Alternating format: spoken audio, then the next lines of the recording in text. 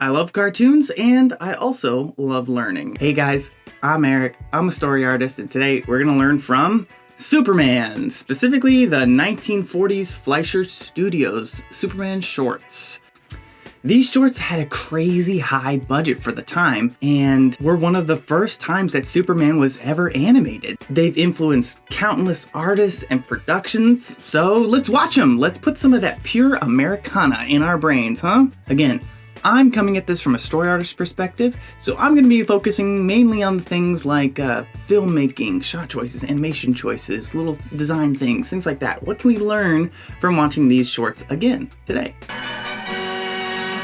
Faster than a speeding bullet, more powerful than a locomotive, able to leap tall buildings at a single bound, this amazing stranger from the planet Krypton, the Man of Steel, Superman.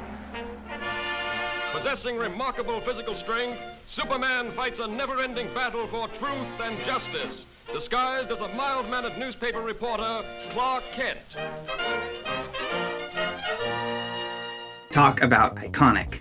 I'm a sucker for the structured intros, and this is possibly one of the best. I love how quickly they set up the hero. They introduce us to our hero, his superhuman abilities, and his secret identity, all in the span of a TikTok video. Maybe Hollywood could learn a thing or two about origin stories from watching these. And it doesn't stop there.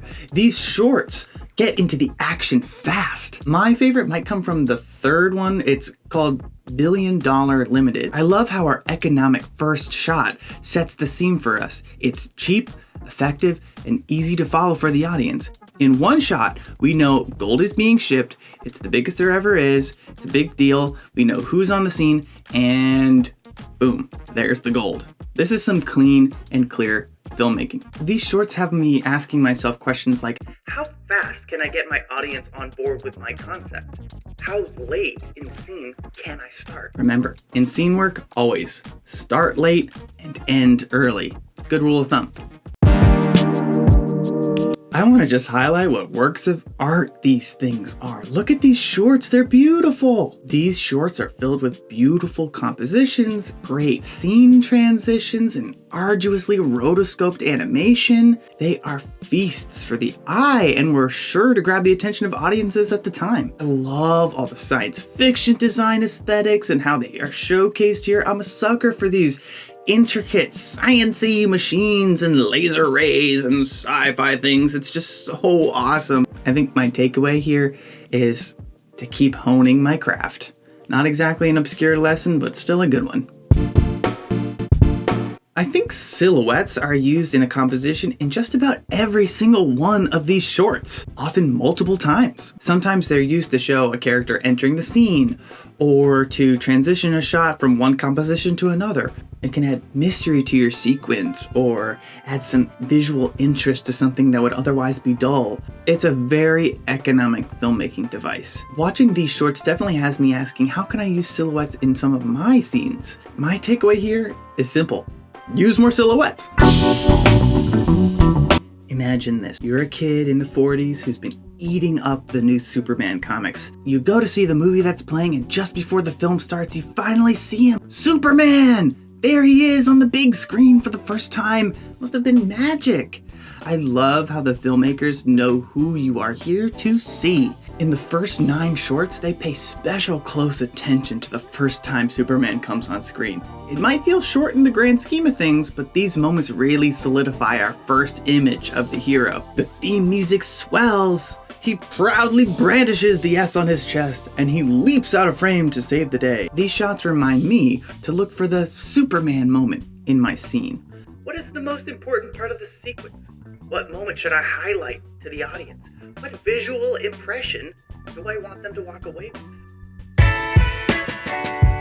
I think it's really hard to hold these to filmmaking standards of today. These shorts were wildly successful and impactful.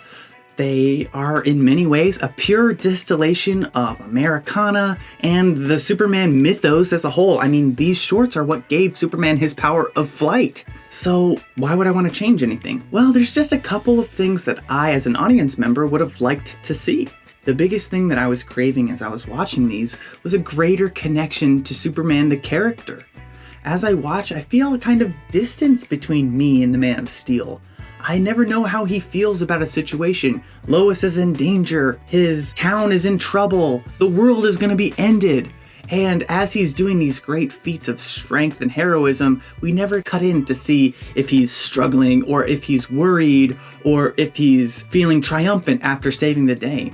It's always just kind of like further out. I don't know if this goes against what the filmmakers were trying to do, trying to build this larger than life character who's never worried and always ready. Maybe he is supposed to be prepared. But as I was watching this, I was really wanting to know how he feels.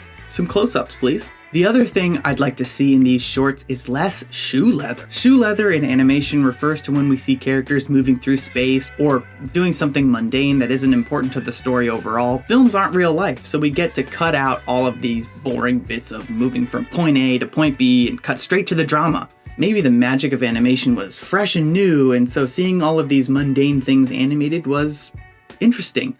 But in 2023, it has me wishing that the filmmakers spent less time showing us people walking or traveling and more time saving lives and punching evildoers. The Fleischer Studios Superman shorts are some of the most beloved cartoons of all time. They set the groundwork for many superhero projects that came after them and set a high bar for cartoon entertainment in general. I think I would definitely say the first 9 shorts are something that are absolutely well worth watching and might even be required watching. So check them out, tell me what you think. Thanks for watching.